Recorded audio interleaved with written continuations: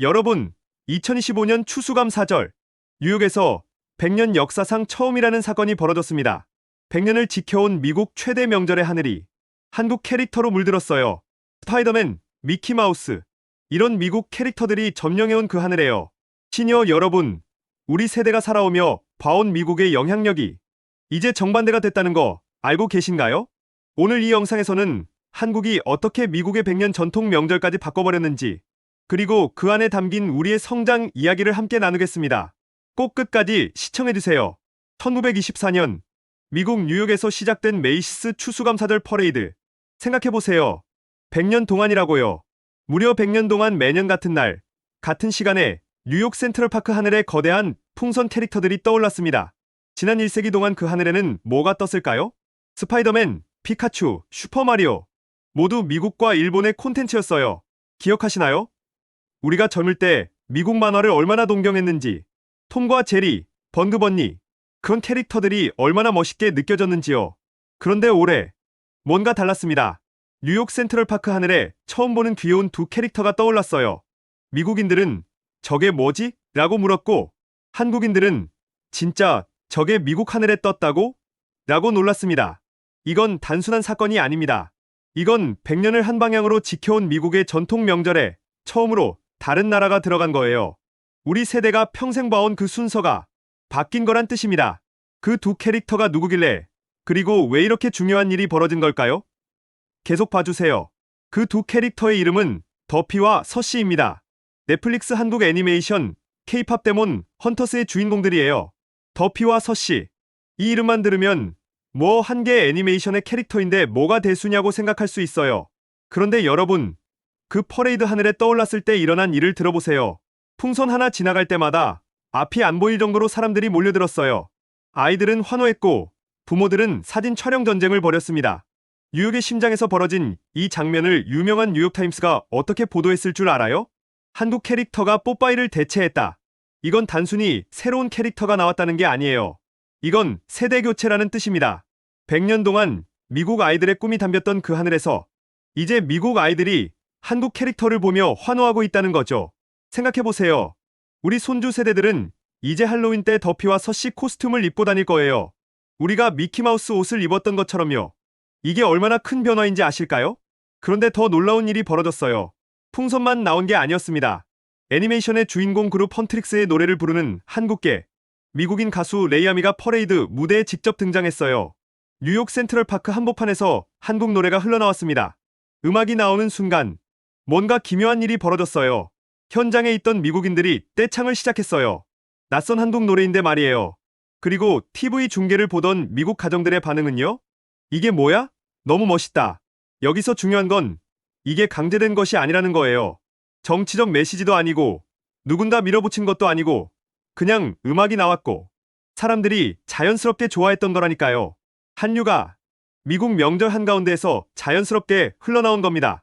이건 정말 역사적인 순간이에요. 우리가 평생 미국 문화를 수입했던 입장에서 이제 우리 문화를 수출하는 입장이 된 거거든요. 그것도 미국이 가장 자부심 있어하는 전통 명절에서요. 한 세대 전이 어땠는지 기억하시나요? 우리 세대, 그리고 우리 자녀 세대가 봤던 TV 속 캐릭터들은 뭐였어요? 미키마우스, 톰과 제리, 로드러너. 모두 미국과 일본의 것들이었죠. 우리 아이들이 자라면서 뭘 봤어요? 애니메이션, 만화책, 영화. 전부 미국산이었습니다. 그게 당연했어요. 미국이 세계 문화의 중심이었으니까요. 그런데 이제 모든 게 바뀌었어요. 지금 미국 아이들은 한국 캐릭터를 보며 자라고 있습니다. 할로윈, 루미와 진우 코스튬으로 도배되어 한국어 노래 따라 부르는 아이들이 등장했어요. 미국 유튜브 키즈에서 한국 애니메이션 조회수가 폭발했습니다. 한국어 학습 앱 사용량도 급증했어요. 여기서 놀라운 건 이게 다 자발적이라는 거예요. 아무도 강요하지 않았어요. 그냥 아이들이 봤고 좋아했고 자연스럽게 따라 한 거란 말입니다. 이게 정말 중요한 지점이에요. 한국은 이제 단순한 콘텐츠를 만드는 나라가 아니라 미국 아이들의 기억 속에 들어가는 나라가 된 거예요. 우리 손주들이 평생 기억할 추억들을 한국이 만들고 있다는 뜻입니다. 한 세대 전에 우리가 미키마우스와 함께 자랐던 것처럼 이제 미국 아이들은 한국 캐릭터와 함께 자라고 있어요. 이게 얼마나 큰 변화인지 아실까요? 여기서 물어봐야 할 게 있어요. 메이시스 퍼레이드가 어떤 행사인지 알아야 하거든요. 메이시스 퍼레이드는 절대 아무 캐릭터나 세우지 않습니다. 철저하게, 매우 신중하게, 오직 미국 대중성과 영향력을 기준으로만 캐릭터를 뽑아요. 다시 말해, 미국에서 가장 인기 있고 가장 영향력 있는 콘텐츠만 선정된다는 뜻입니다. 그런데 올해 처음으로 한국 캐릭터가 선택됐어요. 이건 단순히 한국 콘텐츠가 인기 있네요라는 정도의 문제가 아닙니다. 이건 미국에서 한국이 이미 최고 수준의 영향력을 가졌다는 공식적 인정이에요. 왜 이런 일이 가능해졌을까요? 데이터를 봅시다. 미국에서 한국 콘텐츠 소비가 급증했어요. 드라마, 영화, 음악, 게임, 모든 분야에서요. 넷플릭스 알고리즘을 보면 한국 작품이 최상단에 뜹니다.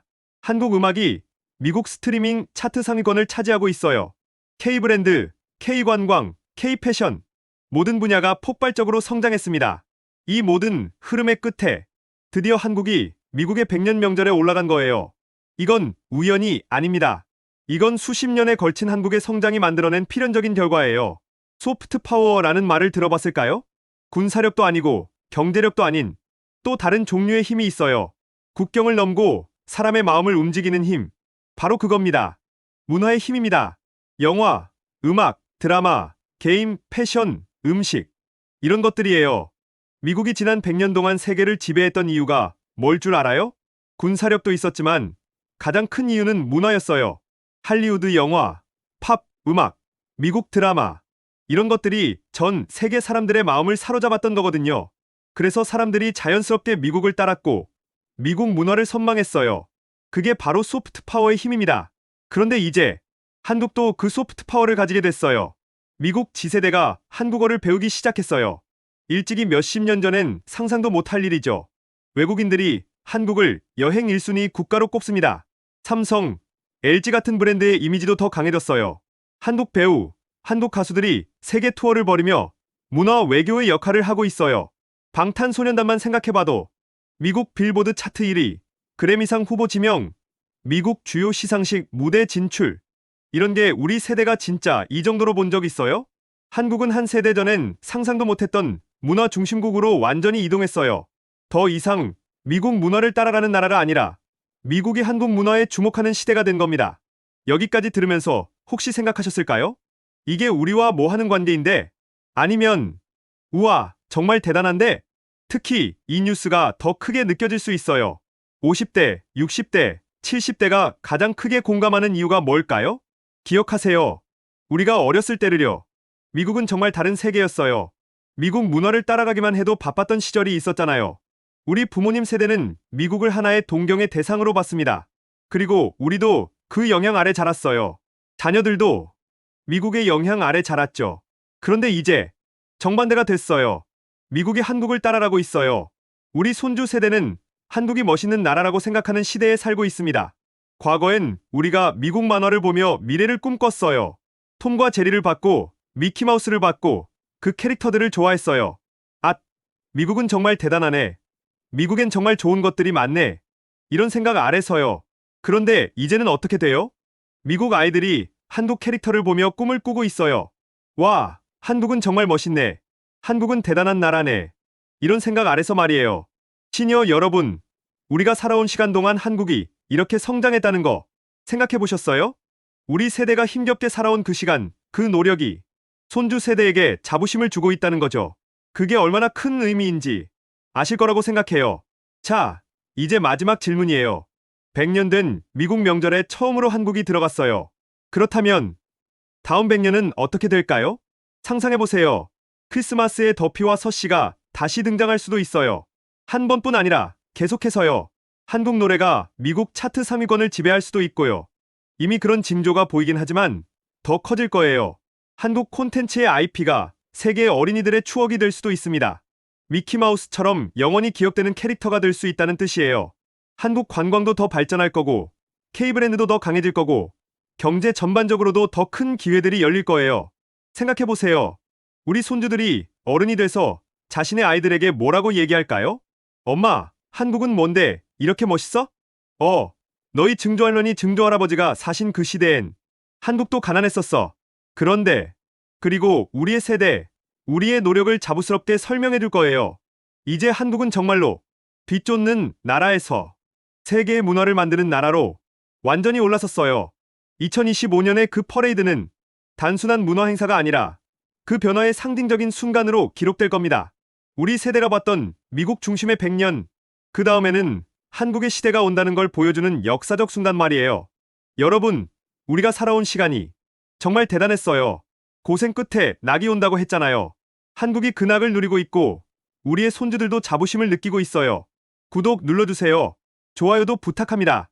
더 많은 시니어들과 우리의 성장 이야기를 나누고 싶거든요. 다음 영상도 기대해주세요. 우리의 이야기는 계속됩니다.